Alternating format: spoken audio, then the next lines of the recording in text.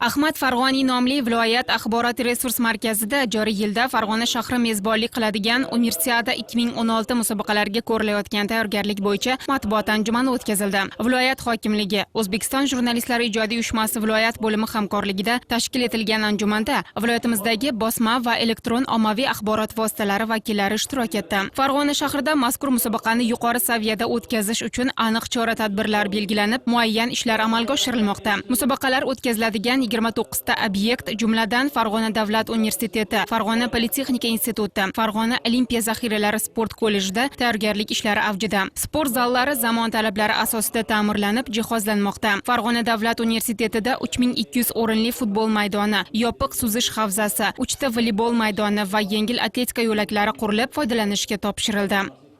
Farg'ona shahridagi 8 ta sport obyektida sport musobaqalari o'tkaziladi. Bu eng yaxshi sport majmualari olingan, hozirgi kun talabiga javob beradi. Buning uchun har imkoniyat bor. Sport jihozlari, anjomlari xalqaro standartlarga javob beradi. Buning uchun komissiya a'zolari, o'sha federatsiyalar juda qizg'in tayyorgarlik ko'rmoqda. Hatto chet eldan sport jihozlarini sotib olish rejalashtirilgan, keldi, qo'yapmiz joylariga. Bu musobaqa haqiqiy bayram sifatida o'tkaziladi. Musobaqa ishtirokchilarining yashashi, ovqatlanishi va mazmunli dam olishi uchun qulay sharoitlar yaratishga alohida e'tibor qaratilmoqda. Farg'ona davlat universiteti va Farg'ona politexnika institutining talabalar turar joy binolari zamonaviy ta'mirdan chiqarilmoqda. Viloyat markazida keng ko'lamli obodonlashtirish va ko'kalamzorlashtirish ishlari amalga oshirilib, xiyobon va ko'chalarda gulzorlar tashkil etilyapti. Farg'ona, Ma'rifat, Murabbiylar kabi markaziy ko'chalar zamonaviy arxitektura talablari asosida ta'mirlanmoqda. Qariyb 5 kilometrlik yo'l rekonstruksiya qilinmoqda.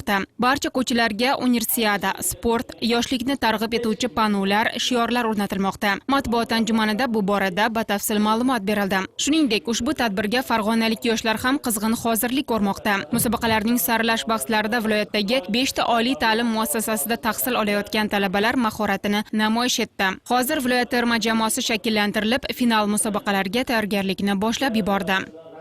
Universiada musobaqasida 15 ta sport turi belgilandi. Bundan 5 ta sport, bu yangi sport turlari sanaladi. Bu boks, erkin kurash, yunoniy yum kurashi, taekvondo, og'ir atletika turlari bu Farg'ona shahrida o'tkaziladigan universitetning yangi turi bo'lib kelgan. Albatta bu sport turlari bo'yicha viloyat terma komandalari shakllangan. Hozirgi kunda viloyat terma komandasi 15 ta sport turi bo'yicha 2 mahal sport mashqlarini olib boryapti. Havaskor, balki professional sportchilar ham tarkibida bor. Biz sport turlarini asosiy bu futbol, voleybol, taekvondo, tennis, stol tennisi, erkin kurash, gandbol turlari bo'yicha, yana og'ir atletika sport turlari bo'yicha yaxshi o'rinlarni egallash uchun terma jamoamiz shug'ullanib, xalqaro musobaqalarda, O'zbekiston musobaqalarida ishtirok etib kelishdi. Yigitlarimiz, qizlarimiz bunga 2 yil davomida tizimlik tayyorgarlik bo'lib kelmoqda.